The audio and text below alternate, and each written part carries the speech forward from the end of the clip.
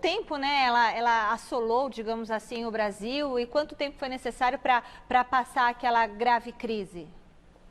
A crise, né, da gripe espanhola no Brasil, ela dura mais ou menos 3 meses digamos, do seu auge. Você tem a chegada do navio Demerara vindo da Europa, né, passa pela África e depois chega faz escala em Recife, Salvador, Rio de Janeiro e Santos, o que é um ótimo veículo, né, ele vai distribuindo pacientes pelo Brasil todo, e são todos grandes centros urbanos naquele momento. Ele chega em setembro, e de outubro a dezembro nós temos o auge, né, da gripe espanhola no Brasil.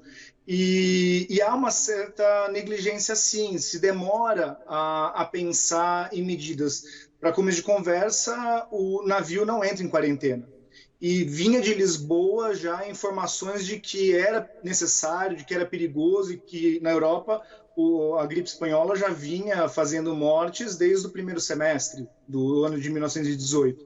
Então, houve sim negligência, mas também havia pouca informação e pouca estrutura. Nós não tínhamos um serviço de saúde, não tínhamos um serviço sanitário de qualidade, com protocolos bem estruturados, né? Então, quando se começou a defender um isolamento, então, fechamento do comércio, fim dos jogos de futebol, fechamento do teatro, proibição de culto em igreja e outras aglomerações, isso foi muito tarde. A gente está falando de um atraso de semanas que foi suficiente para um crescimento exponencial dos casos de gripe naquele ano.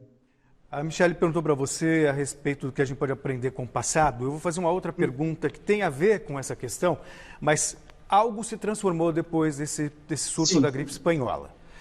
O sem que o dúvida. Brasil aprendeu com isso e, ao mesmo tempo, o que o Brasil pode aprender com esse novo surto?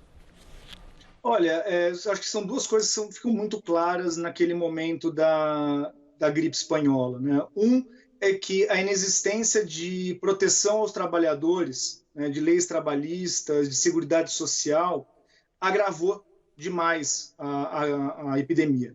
Você tinha trabalhadores que preferiam continuar trabalhando infectados a ficar em casa, porque significava não ter qualquer tipo de renda e estar fadado à inanição, né? Então, os ganhos sociais posteriores são, não totalmente, mas em parte, advindos dessa crise de saúde, né? Você tem um contexto de greves históricas, de movimentos trabalhadores, mas a gripe espanhola precipita isso.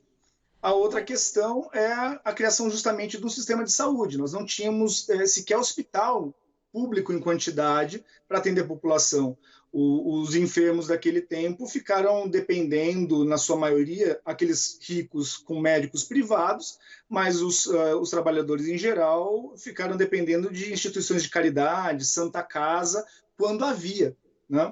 Então, a estruturação de um sistema de saúde, de secretarias de serviço sanitário, de protocolos de saúde pública, cresceram a partir daí, né? Não foi imediato, é claro, mas cresceu-se a partir daí. Além de obras de higienização da cidade também, né? De repensar a estrutura urbana para uma cidade menos, digamos, infecta, né? Menos propensa a infecções, a disseminação de doenças. Muito Perfeito. obrigada, Eric Horner, que é historiador e coordenador pedagógico no Colégio Humboldt, falando aqui no programa sobre a história das principais epidemias no mundo e também no Brasil. Boa noite. Muito obrigado Boa pelas noite. informações.